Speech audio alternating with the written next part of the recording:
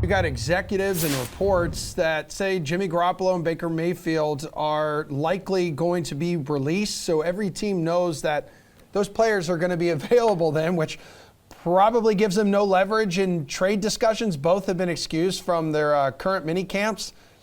Like, Geoff, is a release for both these guys the most likely outcome in your eyes? Yeah, and look, kudos to every other team in the NFL for not taking the bait and like taking on these contracts. These are ridiculous. Like, you don't need to take these quarterbacks. I think finally, like the Carolinas and the Bears and all these other teams and the Seahawks, they just finally realize it's like, we're not really upgrading here. If they're on the open market, sure, we'll bring them in, but we ain't taking like the 18 mil. Sorry, San Francisco and Cleveland. So, yeah, these guys are getting released, in my opinion, because there's just no other option out there. Carolina's tried to make it work, tried to maybe like just take a little bit of money, but Cleveland's still obviously asking for teams to take a big portion of that salary. I think you'll see both these players released and very soon. I think that Baker Mayfield has a great chance to end up in Carolina. Again, Matt Rule, his job is just under fire. Yep. He's tied himself to Sam Darnold. He needs another person in there. Pete Carroll, the Seahawks have been linked to these guys too, but I don't know, man. Like, Pete Carroll just doesn't have that same job security issue, it seems like. And he just seems fine rolling with whoever he wants. So I think that Carolina is very likely to pick up one of these two guys. I think Baker being the more likely. I'm not sure about Garoppolo. Garoppolo with the injury issues could be like a longer term thing, but I think Baker gets scooped up quickly, and I think Carolina is a very likely destination. Man, could you imagine, Pearce, like Garoppolo being released and then maybe Seattle like scooping him up? Ooh.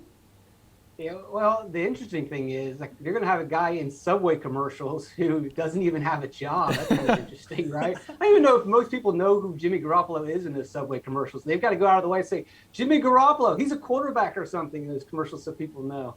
People are definitely not going to know who he is soon because I don't see him going anywhere. If you release him, we talked about Seattle being a possible destination for these released quarterbacks, which I predicted months ago that they weren't going to trade, that Pete Carroll was going to win this staring match, and the Browns and San Francisco were ultimately going to have to just drop these guys.